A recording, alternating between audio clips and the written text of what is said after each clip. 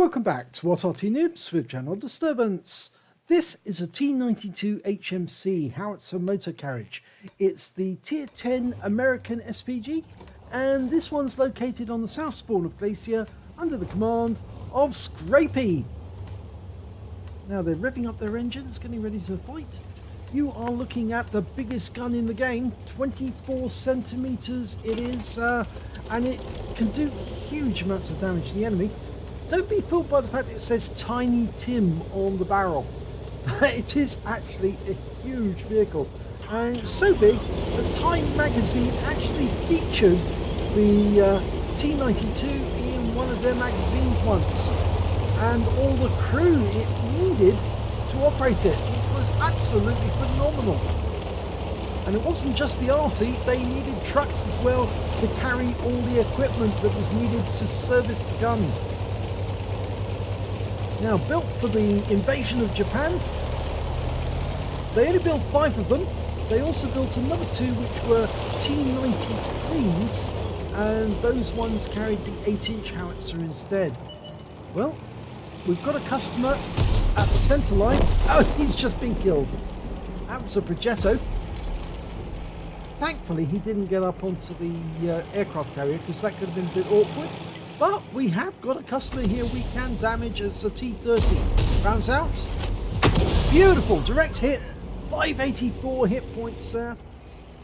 Now, the 24 centimeter gun does 1300 alpha damage. And that's with the standard HE. You can actually get premium HE, which increases the burst radius from 13 meters to 14.5 meters, and don't be fooled by that extra 1.5 meters saying oh, it's such a small amount. In actual fact, it is a large amount, because what you're looking at is pi r squared to calculate the exact amount of area. Now he's got 2 tanks together. They're a T30 and a Leveler Resay. Well, he'll do a huge amount of damage to both of them if he hits. Rounds out. Looks good. It is!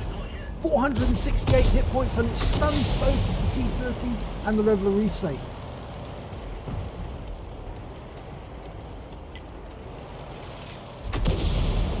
Oh, and he's picked up some stun assists there, because the Leveler Resay got some splash from one of the other Artys. I think it may have been the M53-55.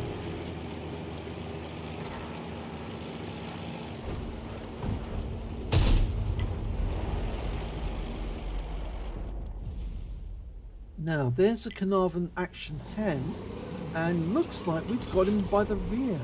And he's just working out where he needs to put the shell. Rounds out. Looks good. And landed just behind him. RNG said no, and the shell didn't hit the target. But that shell from the M53, M55 did hit target and took him out of the game. Okay, now, a couple of tanks together there. IS-7 and an Object 257. We might get a red line though if we try to pull back to aim a bit closer, because I think the carrier is going to be in the way. Yes, in fact actually it's the hill, not the carrier. So we've got a red line, so we can't hit those targets. But we can hit that Leveler Resay, and we're dialing in on him. T30 was wiped out. Round out. Direct hit! Oh, look at that! 1,096 hit points off the Leveler Resay. That was an absolutely massive shot. I'm sure that tank driver is very, very unhappy right now to be taken out just like that by the Arty. But then again, that is the way the game is played. In reality, during wartime, more tanks were killed by SPGs than were killed by any other source or cause. Even more were killed than by tanks. Now, going for that T69. Almost loaded. Work out where he's going. Round out. Looks good.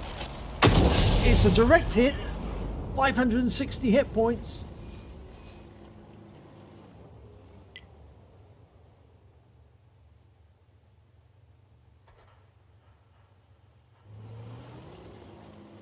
Unfortunately, our teammates are not spotting at the moment. The 907 needs to move forward tell us exactly what that enemy's doing. But going back to the other side of the map, you get shots on the IS-7. Well, maybe it's got half a reticule, which means normally you will be able to get over whatever the obstruction is.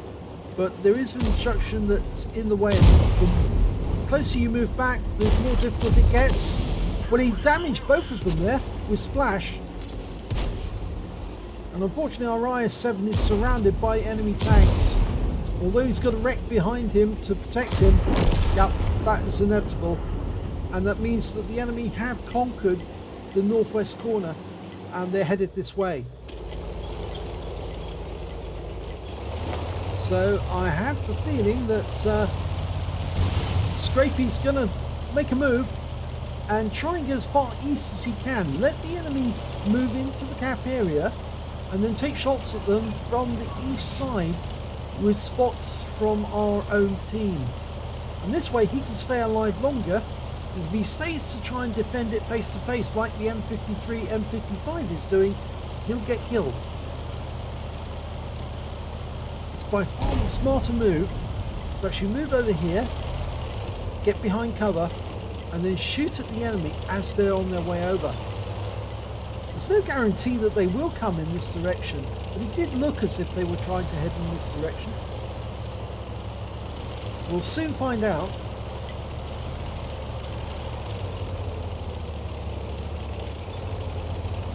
I would cut straight across here, because if he goes up around this corner, he's not going to be able to shoot at the cap. If he goes straight behind the trees, well, he can hit the Object 257 from here. And yes, that's exactly what he's going to do, I think. He's got a bit of cover. The vehicle's facing downwards, but that shouldn't be a problem. The Object 416 is spotting for us. If the 257 moves out from behind the rock, yes, the rest of the enemy team has gone back to their own cap. And there's the 257. He suddenly appeared from around the rock. We just need to dial in on target. It's going to take about 6 seconds to do that. Oh, we just lost the 416. Round out. Direct hit wipes out the 257, but there is an enemy in the cap and it's an IS-7, and we lost the M53-55, but we have capped out. They've lost. So it's a win by cap. Let's have a look at the end of battle stats. It's a third class tanker for Scrappey in the T92 HMC. He managed to pick up a bruiser medal for getting at least 5 critical hits. He got 18. A Gore's medal for doing more damage than 10 times the hit points of his own vehicle, and also a high caliber for dealing the most damage in the battle overall. And if we look at the team score, we can see he did 4,504 hit points of damage. The next highest scorer was the IS-7, got 3,175. Then came the Object 416, who got 2,416. When it came to kills, it was the M53-55 and the IS-7 on the enemy team. Both got 3 kills apiece, but Scrappey managed to get 2 kills, and so did the Object 257 on the enemy team. When it came to base XP, it was the Object 416 who got the most, and that's because he was doing some spotting for us, which enabled us to score extra points. The T92 of Scrappey managed to get 661, and the T44 managed 656. He fired 7 rounds. He got 5 direct hits, 2 penetrations, and 9 splash. So he did penetrate those tanks when he hit some of them, and that's why they just went up with one shot. I think he must have penetrated the ravioli. Damage of 4,504 hit points, all of it at more than 300 meters.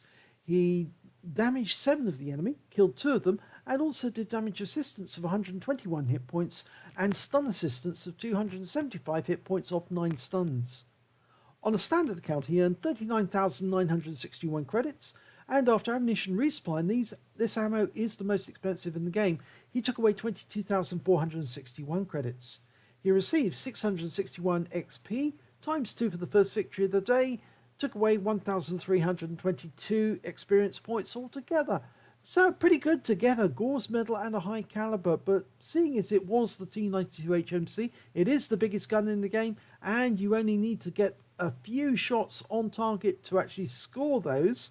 Well, that's understandable, but then Scrappey is very good at getting the shots on target, and he, as you saw with that, he got beautiful shots on those T30, and of course took that ravioli out, no problem whatsoever. and that's why he earns the medals. So if you enjoyed that replay, please give it a like and do subscribe to our channel, and hopefully it'll be your replay that I'll be featuring in the next video.